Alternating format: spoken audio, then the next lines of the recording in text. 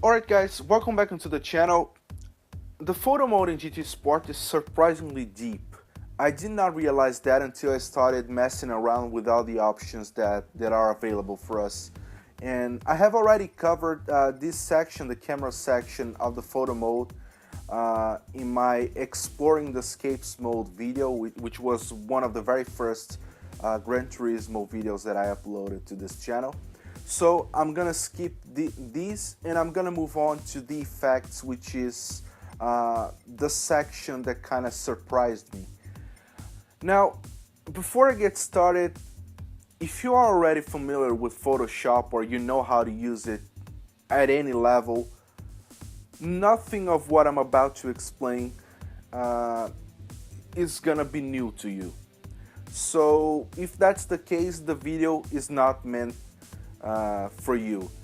But if you don't know how to use Photoshop, you never used it, or you have no idea of how any of these things work at any level, then stick with me and I'll walk you through the options that are available in the game. So I have a picture here loaded up.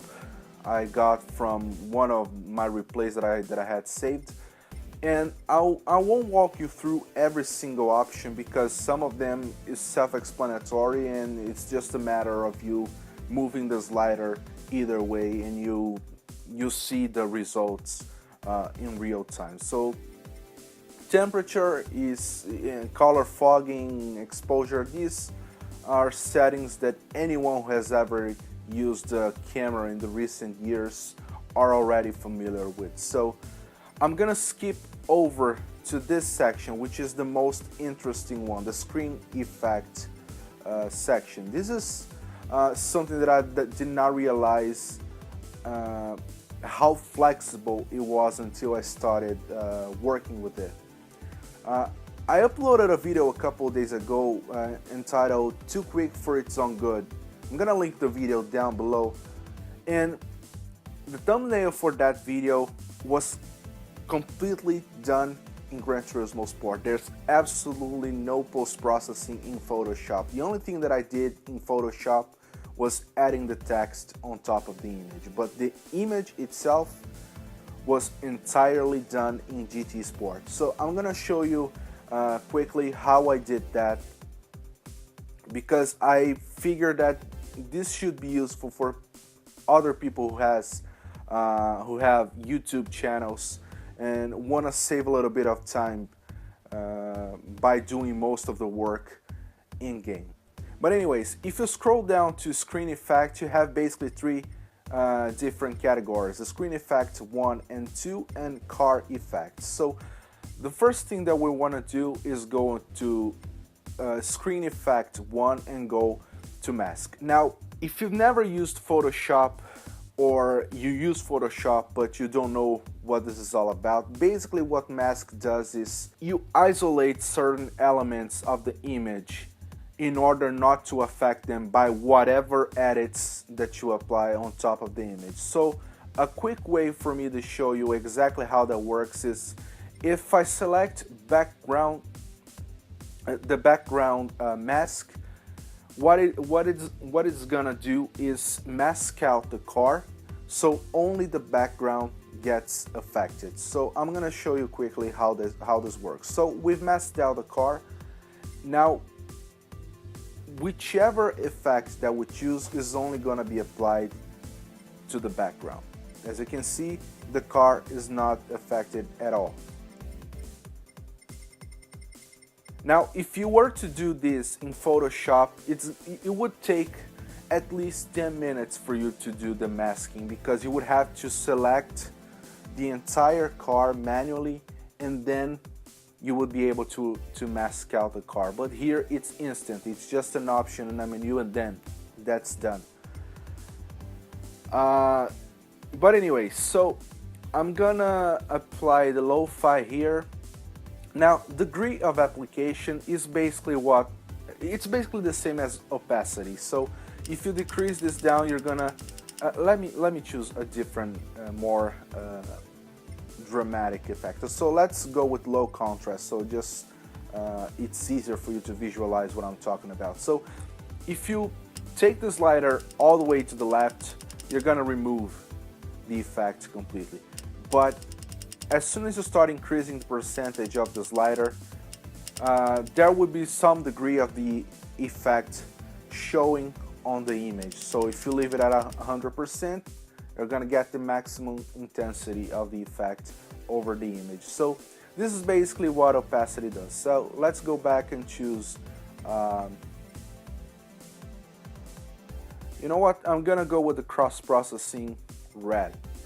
Alright, so once you apply the filter, you have one extra option, which is the individual color tone correction. Now, again, you have the opacity slider, which in the game is called degree of application. It works exactly the same.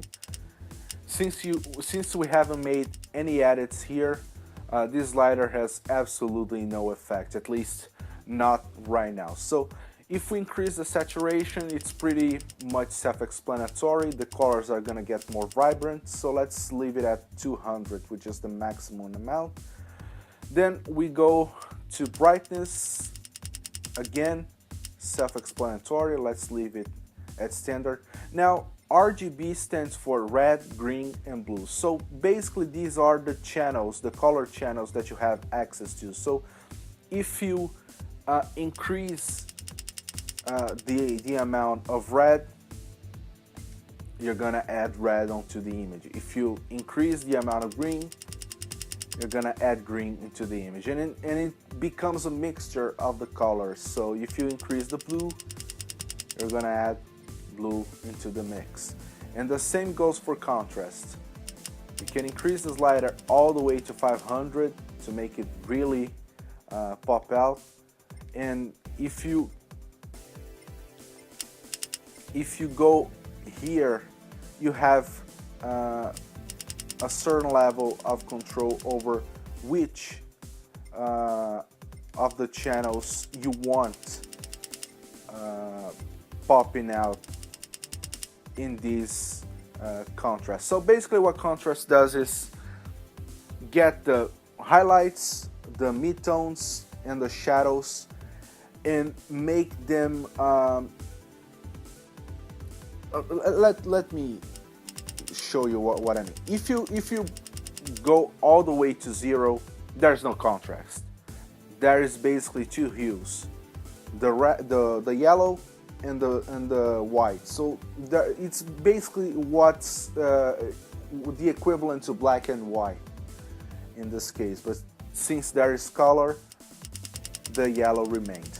But if you bump it all the way up, you're gonna darken the image, but also at the same time make the highlights pop out a lot more. I wouldn't recommend doing so because you wouldn't have so much flexibility when you're editing the image. So I would recommend leaving it at standard and maybe bumping up certain values here, just so you can bump up certain aspects of the image. Let's say I added some green into the mix to make the red pop out a little more, and I could add a little more blue into the image, or remove a little of the blue to make it look pinkish.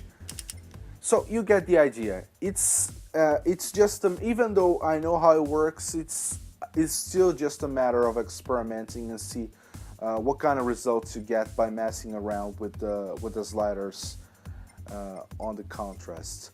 And highlight, it's pretty self-explanatory as well. You're gonna manipulate the brighter parts of the image. So you also have the flexibility of editing highlights by their color channels. So red, green, and blue. It's exactly the same.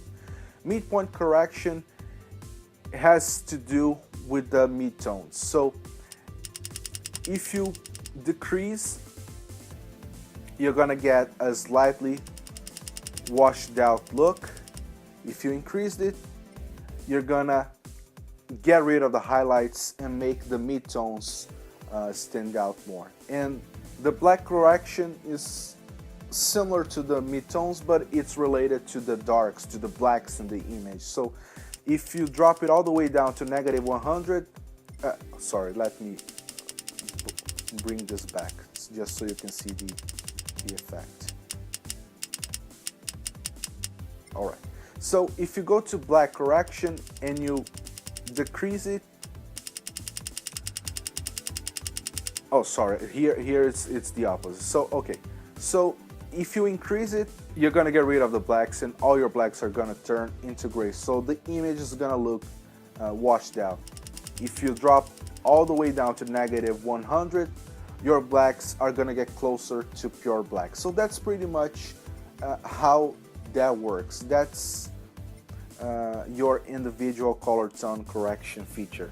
Now, if you go down here to Screen Effect 2, you have another set of 3 options, which are exactly the same as the one on the top that we just messed around with. And what it's gonna basically do, it's gonna add another layer of masking on top of your image. So let's go, for example, with let's go with the grittier one, like this one. So if we apply this mask, basically what it's black, as you can see in the thumbnail, there is some black and there is white, also a little bit of gray. So basically what this is gonna do is the black parts of the image are not gonna get affected by whichever effect that we choose. The gray ones are gonna get affected but not so much, and the white ones are gonna get affected the most. So if we go down here and into filter, let me just go back up and tone it down a little bit of the adjustments that we've done, because okay, so I brought it back to default just so you can see better what this does. So we masked out a little bit more, and as you can see, the black parts of the image, which are in the center, they don't get affected by the effect, but the edges mostly get affected. So let's go with one of the first ones. All right, so you can see a little bit of the texture that we just applied because of the masking. So let's go with this one, and we can tweak the opacity to make it either show up more or less. Let's leave it at 100 just so it's easier to see. And it's exactly the same. You can control the exact same parameters in order to have a little bit more control over the effect that you're going for. So it's exactly the same. Now, if you scroll down to car effects, this is interesting because these effects are only gonna get applied to the car itself. It's not gonna affect the background. As you can see, only the car is getting affected by the effects that we're applying. So whichever effect we choose, we have also the ability to tweak it later. So let's go with let me see, one that I'm not too worried about how the photo is gonna look. I'm just trying to make it easier for you guys to visualize what I'm talking about. So let's go with this one that has a slight blue green. Yeah, in the image it shows a little bit of blue and green, but in the car it's mostly blue. Let's leave it at 100%. And here we have individual color tone correction, exactly the same as the ones on the top. So it's exactly the same. It works the same way. So whatever you learned in the other two is gonna get applied down here too. So you have control over each of the color channels, you have control over the contrast, over the highlight, over the midtones, over the blacks. So you can get a feel for how it works by messing around with the sliders and trying to get the look that you want. And then once you're done, you can just press triangle to shoot the picture and render it out. I'm rendering at 4K resolution. In case you didn't know, you can output pictures at 4K resolution even when you're not using a 4K TV. I don't own a 4K TV. My TV is a 1080p standard panel, but I'm still able to render out pictures at 4K resolution. If you're curious how to do that, check my other video where I explore the escapes mode. And just to help illustrate a little bit better, let me back out of the replay a little bit and just go into my library and show you. Okay, so this is the thumbnail. This is the picture exactly as I took, without any sort of adjustments in the photo editor in GT Sport. And here's the same photo with the adjustments placed in. So this is what I used for my thumbnail of my Too Quick for Its Own Good video. And I figured that it's gonna be useful for people who have YouTube channels and want to speed up their thumbnailing process a little bit. But anyways, thank you for watching. I hope this video has been helpful. If you did like the video, hit the like button, subscribe to the channel for more GT Sport content, share the video with your friends and on your social media, helps me out a lot. I really appreciate the help, and I hope to see you guys on the next one. Bye.